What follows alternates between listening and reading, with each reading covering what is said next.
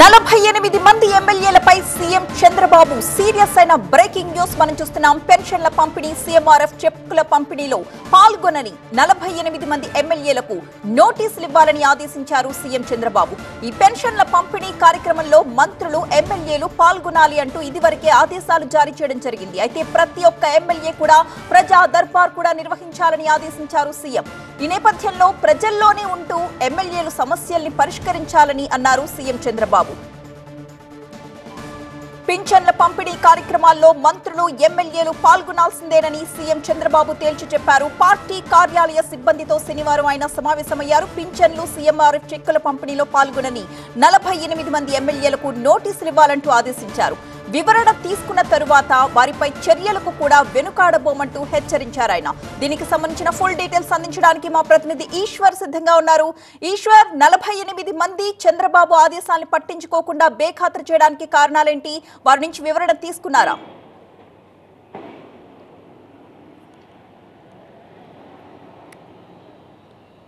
బేఖాతరు చేశారన్నది కాదు, కానీ 48 మంది ఇటీవల కాలంలో రెగ్యులర్గా వీటికి సంబంధించిన పార్టీ కార్యక్రమాలకు కావచ్చు, లేకపోతే పెన్షన్ల పంపిణీ లాంటి చాలా కీలకమైన వ్యవహారానికి కూడా, పెన్షన్ల పంపిణీ కావచ్చు, లేకపోతే సీఎంఆర్ఎఫ్ చెక్కులకు సంబంధించి అవి చాలా లోకల్గా చాలా ఇంపాక్ట్ చూపిస్తూ ఉంటాయి. ఎవరైనా అత్యవసర క్షణాల్లో, అత్యవసర సమయాల్లో సీఎంఆర్ఎఫ్ కోసం కానీ అట్లాంటి వాటి కోసం వస్తుంటారు.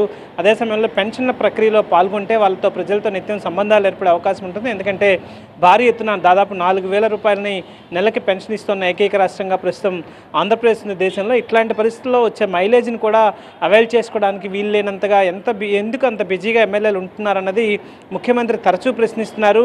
ఒకవేళ ఇకపైన అట్లాంటి వాళ్ళు ఎవరైనా ఉంటే వాళ్ళందరికీ ప్రస్తుతం ఒకసారి చెప్పి చూశారు, కానీ వాళ్ళ వైఖరిలో మార్పు రావడం లేదు. తరచూ హాజరవుతున్న వారిని 48 మందిగా గుర్తించారు. అదే సమయంలో చాలామంది పార్టీ కేంద్ర కార్యాలయానికి అట్లాంటి వాటి కోసం వస్తున్నారు. సీఎంఆర్ఎఫ్ కోసం కావచ్చు, లేకపోతే పెన్షన్లకు సంబంధించి కావచ్చు, అనేక అంశాల మీద.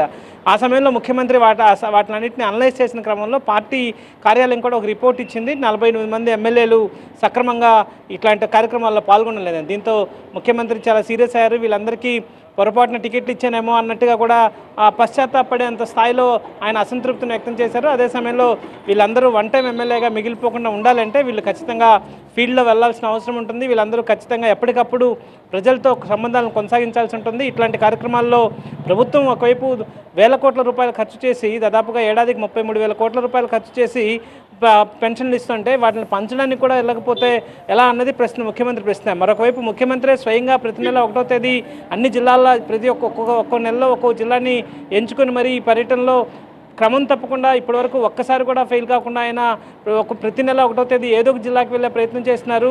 ఎంత బిజీ ప్రోగ్రామ్స్ ఉన్నా లేకపోతే ఏమున్నా వాటన్నిటికంటే ఇదే ప్రాధాన్యత కలిగిన ప్రోగ్రామ్గా తీసుకుని ఒక రోజంతా అక్కడ ఆ నియోజకవర్గంలో ఉన్న పెన్షన్ల కార్యక్రమంలో పాల్గొనడంతో పాటు ఆ నియోజకవర్గంలో కార్యకర్తలతో సమావేశమయ్యే ప్రయత్నం చేస్తున్నారు. అక్కడి నుంచి ఫీడ్బ్యాక్ తీసుకునే ప్రయత్నం చేస్తున్నారు. అదే సమయంలో మరికొంతమందిని కలిసే ప్రయత్నం చేస్తున్నారు. అలాంటిది ముఖ్యమంత్రి స్వయంగా వెళ్తున్నప్పటికీ కూడా మిగతా ఎమ్మెల్యేలు, మంత్రులందరూ దాదాపుగా అందరూ ఇట్లాంటి వాటిలో పాల్గొంటున్నారు.